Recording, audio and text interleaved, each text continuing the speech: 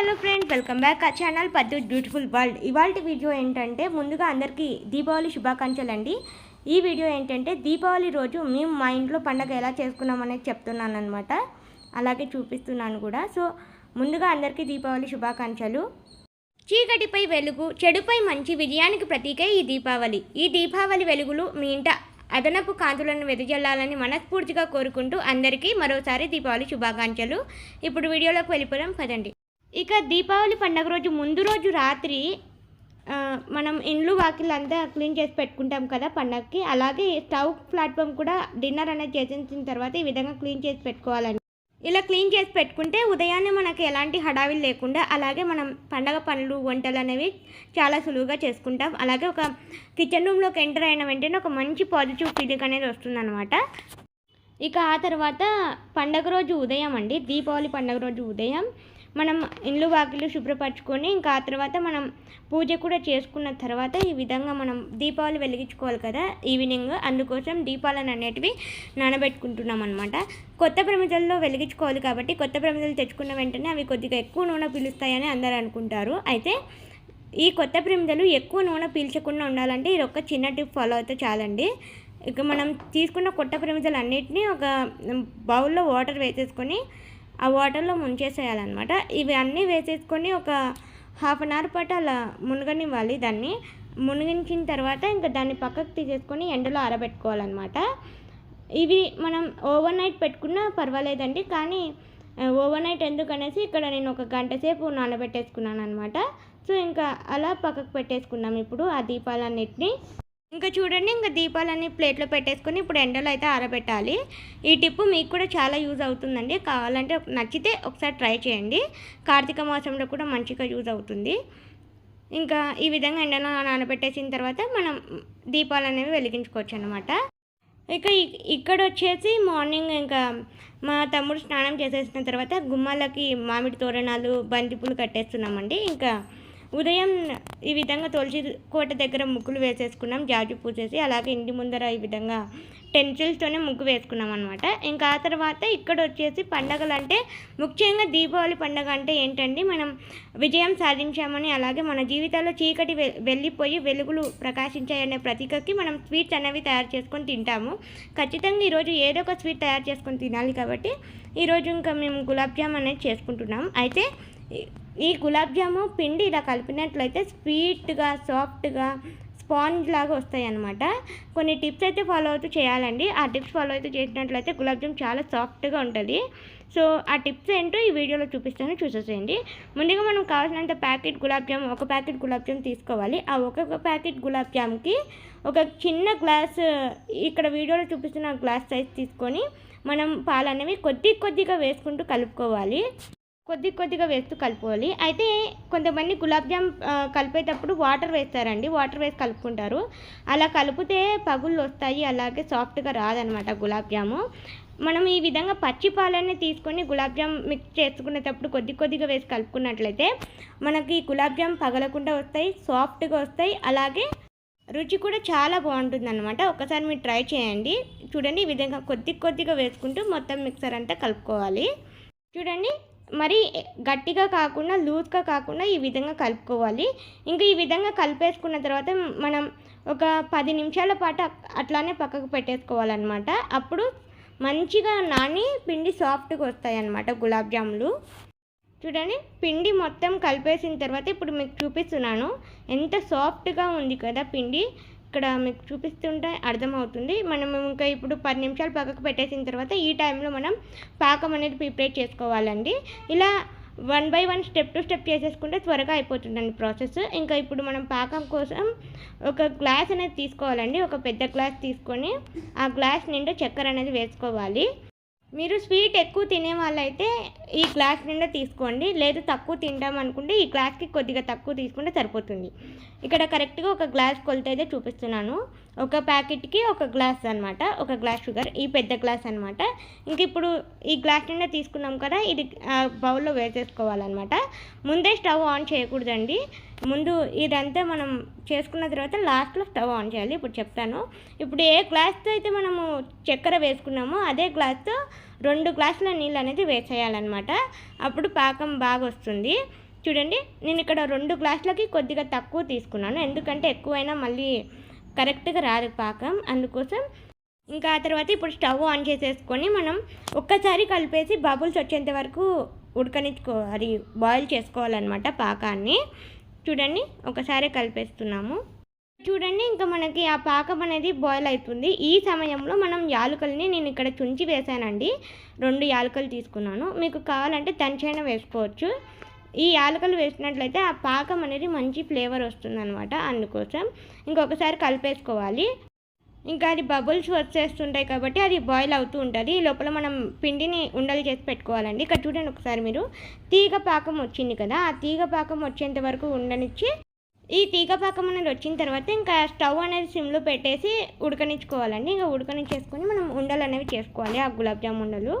అక్కడ అది ఉడుకుతుంటుంది, ఇక్కడ గులాబ్ జామ్ ఉండలు అనేవి చేసుకున్నాము. చూడండి పిండి అంతా సాఫ్ట్గా అయిపోయి ఉంటుంది. ఇప్పుడు ఇంకా మనం ఉండలు అనేవి తయారు చేసుకున్నాం. చూడండి ఇంకా మనం ఇప్పుడు ఒకసారి అంతా పిండి అంతా మిక్స్ చేసేసుకొని ఇప్పుడు ఇంకా మనం ఉండలు అనేవి తయారు చేసుకోవాలన్నమాట. చూడండి ఇప్పుడు ఈ విధంగా రోల్ చేసేసుకున్న తర్వాత ఇప్పుడు కొద్దిగా పిండి అనేది తీసుకోవాలండి.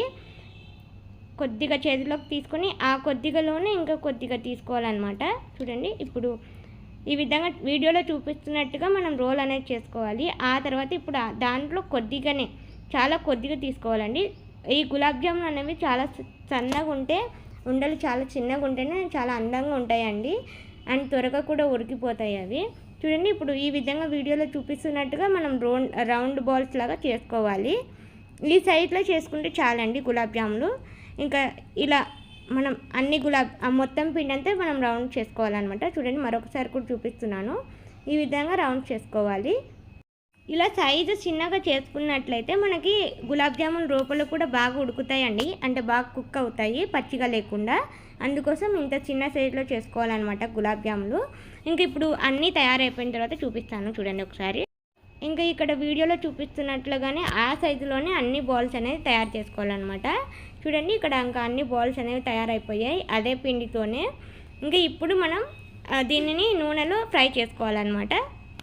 ఇందాక పాకం పెట్టేసి వచ్చినప్పుడే ఆయిల్ని కూడా మనకు డీప్ ఫ్రైకి కావాల్సినంత ఆయిల్ వేసేసుకొని సిమ్లో పెట్టేసి వచ్చానండి. ఇలా చేసినట్లయితే ఇక్కడ ఉండలు తయారు చేసుకునే లోపలనే ఆయిల్ కూడా హీట్ ఎక్కుతుంది. ఇలా చేసినట్లయితే టైం కూడా సేవ్ అవుతుంది, తొందరగా అయిపోతుంది పని. ఇంకా ఇప్పుడు చూడండి ఆయిల్ అనేది హీట్ అయింది. ఇప్పుడు ఆయిల్ హీట్ అయింది కదండి, ఇప్పుడు స్టవ్ని మీడియం ఫ్లేమ్లో పెట్టేసుకొని ఇంకా మనం ఆ ఉండలు అనేవి వేసేసుకోవాలన్నమాట, ఒకదాని తర్వాత ఒకటి. హైలో పెట్టుకున్నట్లయితే లోపల కాలకుండా బయట ఒకటి కాలిపోయి అంత పచ్చి పచ్చిగా మాడిపోతాయి అన్నమాట. ఇంకా ఇప్పుడు మనం ఈ విధంగా మధ్యలో మీడియం ఫ్లేమ్లో పెట్టుకున్నట్లయితే లోపల బయట మంచిగా కుక్ అవుతాయి గులాబ్ జాములు. చూడండి ఇక్కడ నేను ఇంకా అన్నీ వేసేస్తున్నాను ఒకదాని తర్వాత ఒకటి. నేను చేసుకున్న ఒక ప్యాకెట్ పిండి నేను 2 సార్లు వేసాను అనమాట ఆయిల్లో ఫ్రై చేయడానికి, కొన్ని వేస్తున్నాను. సో ఇప్పుడు అన్నీ వేసేసిన తర్వాత ఇప్పుడు ఒకసారి కలుపుతున్నాం అనమాట. మనం తిప్పేసుకుంటూ ఉండాలండి, ఆ బాల్స్ అనేవి ఫ్రై చేసుకోవాలి. చూడండి ఈ విధంగా కలర్ మారుతుంది చూడండి. ఇంకా ఇక్కడ చూడండి పాకం కూడా కరెక్ట్ థిక్నెస్ అనేది వచ్చింది. ఇంకా ఇప్పుడు మనం ఈ బాల్స్ చూసారా కలర్ మారుతున్నాయి. ఇంక ఇక్కడ చూసారా సిమ్లోనే పెట్టాను పక్కన మంట, అది బాయిల్ అవుతూ ఉంటుంది. ఇంకా ఇప్పుడు మనం ఇక్కడ కలర్ అండి గులాబ్ జాముల కలర్ ఈ కలర్కి రావాలండి, గోల్డెన్ బ్రౌన్ కలర్కి రావాలి. ఇప్పుడు ఇంకా మనం బయటికి తీసేసేయాలన్నమాట, స్టవ్లోంచి తీసేసి దాంట్లోకి పాకంలోకి వేసేసుకోవాలన్నమాట. చూడండి ఇంకా ఇప్పుడు ఇవన్నీ తీసేసుకొని ఆ పాకంలో వేసేసుకుంటున్నాను. అక్కడ మంట ఇంకా సిమ్లోనే ఉంది చూడండి. ఇప్పుడు ఈ గులాబ్ జాములు అనేవి ఆ పాకంలో వేసేసుకున్న తర్వాత మనం స్టవ్ అనేది కట్ చేయాలన్నమాట. ఇలా ఒక వాయి అయిపోయిన తర్వాత ఇంకొక వాయి వేసుకుంటున్నాను అనమాట. చూడండి ఇప్పుడు ఫస్ట్ వాయి అండి ఇంకా ఇప్పుడు మనం దాంట్లో వేసేసుకోవాలి. ఇప్పుడు నెక్స్ట్ అదే ప్రాసెస్లో సెకండ్ వాయి కూడా వేసుకోవాలి. ఇక్కడ చూడండి ఇంకా సెకండ్ ట్రిప్ కూడా ఇలానే వేసేసుకుంటున్నాను. ఇలా వేసేసుకున్న తర్వాత మంచిగా ఈ విధంగా గోల్డెన్ బ్రౌన్ కలర్ వచ్చేసిన తర్వాత ఇప్పుడు ఇంకా తీసేసి పాకంలో వేసేసుకోవాలన్నమాట. ఇలా మనం గులాబ్ జామున్ అయితే చేసుకోవాలండి. ఈ చిన్న టిప్స్ ఫాలో అవుతూ చేసినట్లయితే మీకు గులాబ్ జామున్ అనేది సాఫ్ట్గా స్పాంజ్ లాగా వస్తుంది, అలాగే తీయగా చాలా స్వీట్గా ఉంటుంది, అలాగే పగలకుండా వస్తాయన్నమాట గులాబ్ జాములు. సో ఈ చిన్న టిప్తో మీరు కూడా గులాబ్ జాములు నేను ఇలానే ట్రై చేయండి, మీకే టేస్ట్ అనేది తెలుస్తుంది. ఇంకా ఇప్పుడు గులాబ్ జామున్ అనేవి సర్వింగ్ బౌల్లోకి సర్వ్ చేసేసుకుంటున్నాం. ఇలా మనం గులాబ్ జామున్ అనేది చాలా సింపుల్గా తొందరగా తయారు చేసుకోవచ్చండి. ఈ గులాబ్ జామ్ రెసిపీ నచ్చితే ప్లీజ్ లైక్ చేయండి, షేర్ చేయండి, అలాగే సబ్స్క్రైబ్ చేసుకొని నా రెసిపీ ఎలా ఉందో కామెంట్ చేయండి. సో ఇంకా మనం నెక్స్ట్ ఐటెంలోకి అయితే వెళ్ళిపోదాం.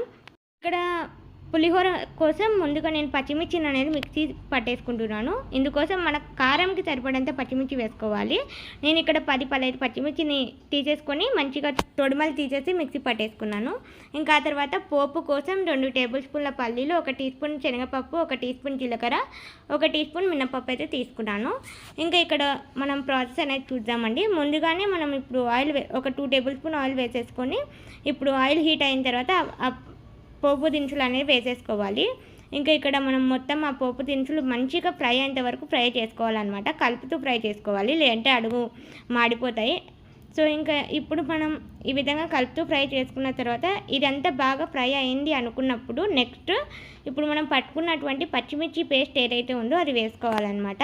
చూడండి, ఈ పచ్చిమిర్చి పేస్ట్ కూడా బాగా ఫ్రై అవ్వాలి. అలాగా ఆయిల్ అనేది కూడా మంచిగా పైకి అనేది తేలిపోవాలన్నమాట. ఆ తర్వాత ఇప్పుడు కరివేపాకు అనేది వేసుకోవాలి.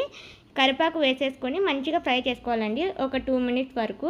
పచ్చిమిర్చి అనేది పచ్చివాసన పోయేంత వరకు ఫ్రై చేసుకోవాలండి. ఇక్కడ నాకు ఆయిల్ అనేది సరిపోలేదు అనిపించింది, అందుకోసం ఆయిల్ అనేది యాడ్ చేసుకుంటున్నాను. పులిహోరలోకి ఆయిల్ ఎక్కువ ఉంటేనే బాగుంటుంది టేస్ట్.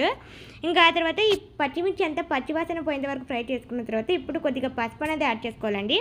ఒక 1/2 టీ స్పూన్ పసుపు అయితే యాడ్ చేసుకున్నాను. ఇంకా ఆ తర్వాత టేస్ట్కి తగినంత ఉప్పు యాడ్ చేసుకుంటున్నాను అండి. నేనైతే ఒక 1 టీ స్పూన్ వరకు వేసుకున్నాను ఉప్పు. సో ఇంకా అంతా బాగా మిక్స్ అయ్యేలాగా మంచిగా కలుపుకోవాలి. ఇలా మిక్స్ చేసేసుకున్న తర్వాత ఇంకా మనం స్టవ్ అనేది కట్టేసేయాలండి. కొంతమంది నిమ్మకాయలని ఇక్కడే కలిపేసుకుంటూ ఉంటారు. అలా కలుపుకుంటే పులిహోర అనేది చేదు వస్తుంది అనమాట.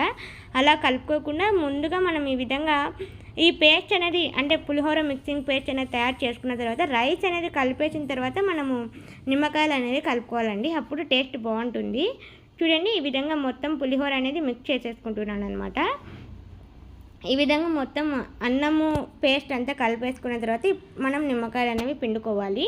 ఈ వీడియోలో మనము దివాళీ పండుగ అంటేనే మనకి ఏమంటారు స్వీట్స్, అలాగే ఈ విధంగా పులిహోర, అన్నం, రసం, పప్పు అన్నీ కదండి. అయితే నేను ఇక్కడ వీడియోలో మీకు ఓన్లీ పులిహోర, గులాబ్ జామ్ మాత్రమే చూపించాను. ఎందుకంటే మెయిన్గా స్వీట్ రెసిపీ చూపించాలి కదా, మనం చేసుకుంటాం కదా దివాళీకి, అందుకోసం అవి మాత్రమే చూపించాను. మిగతావి చూపిస్తే లెంత్ ఎక్కువ అవుతుందని చూపించలేదు. సో ఇక్కడ చూడండి, మనం ఈ విధంగా మనకి రైస్ క్వాంటిటీకి సరిపడంత పులుపు ఎంతైతే కావాలో అంత నిమ్మకాయ మాత్రమే తీసుకోవాలి. ఇక్కడ నేను తీసుకున్న రైస్ క్వాంటిటీకి ఒక చెక్క నిమ్మకాయ మొత్తం తీసుకున్నాను. ఒక ఫుల్ సైజ్ నిమ్మకాయ తీసుకొని మంచిగా రసం పిండేసుకొని గింజల్ని తీసేసి మంచిగా పులిహోరలో కలిపేస్తున్నాను. టేస్ట్ మాత్రం సూపర్ ఉంటుందండి, పుల్లగా కారం కారంగా చాలా బాగుంటుంది. ఎప్పుడైనా మీరు ట్రై చేయకపోతే ఒకసారి ఇలా ట్రై చేయండి.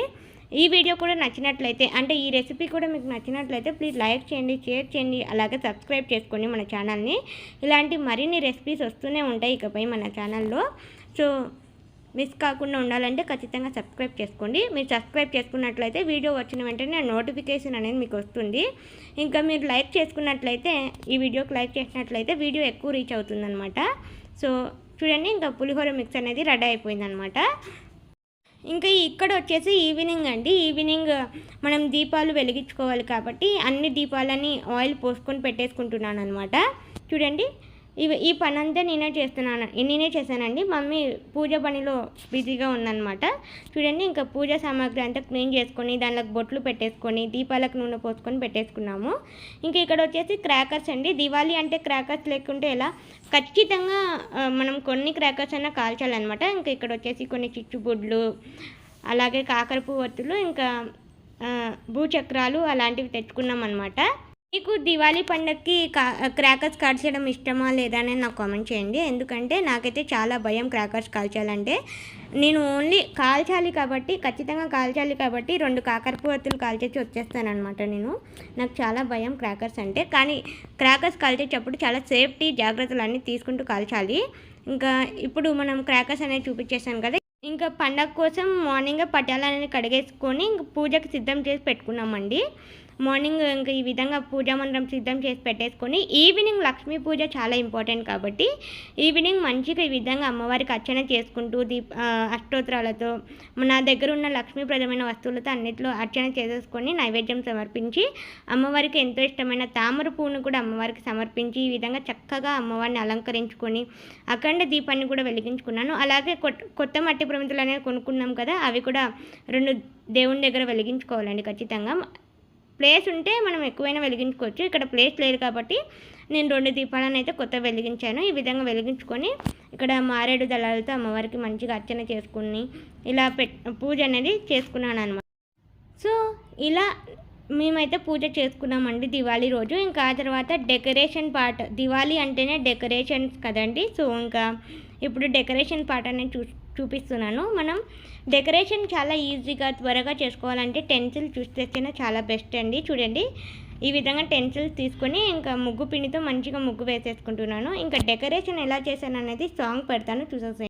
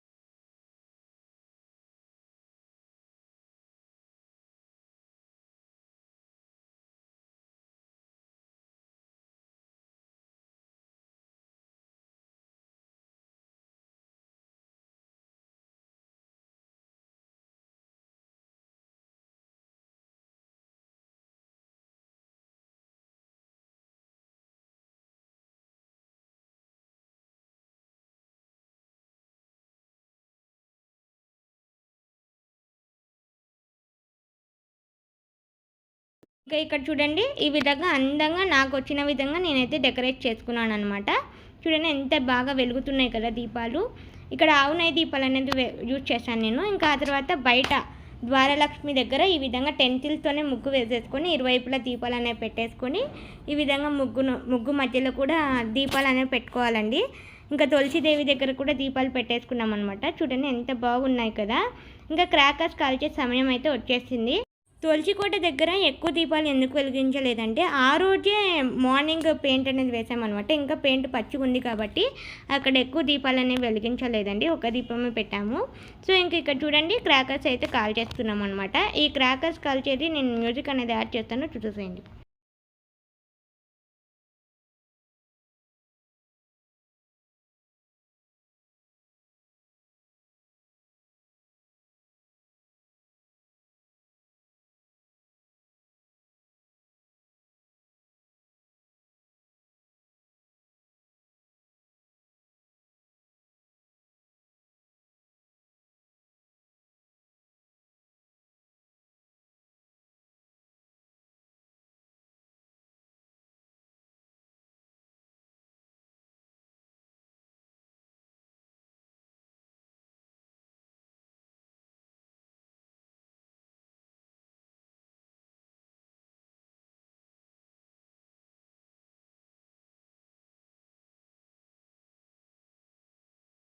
దీపావళి పండుగ మేము ఇంత అంగరంగ వైభవంగా జరుపుకున్నాం అనమాట. సో మీరు మీ ఇంటి దీపావళి పండుగ ఎలా సెలబ్రేట్ చేసుకున్నారని నాకు కామెంట్ సెక్షన్లో కామెంట్ చేయండి. అలాగే పులిహోర రెసిపీ, గులాబ్ జామ్ రెసిపీ ఎలా ఉందో కూడా నాకు కామెంట్ సెక్షన్లో కామెంట్ చేయండి. బాయ్ ఫ్రెండ్స్, అందరికీ మరోసారి దీపావళి శుభాకాంక్షలు. ఈ వీడియో నచ్చినట్లయితే ప్లీజ్ లైక్ చేయండి, షేర్ చేయండి, అలాగే సబ్స్క్రైబ్ చేసుకుని మన ఛానల్ని ఇలాంటి మరిన్ని వీడియోస్ చూడడానికి. బాయ్ ఫ్రెండ్స్, మరొక మంచి వీడియోతో మళ్ళీ మేము ముందుకు వస్తాను.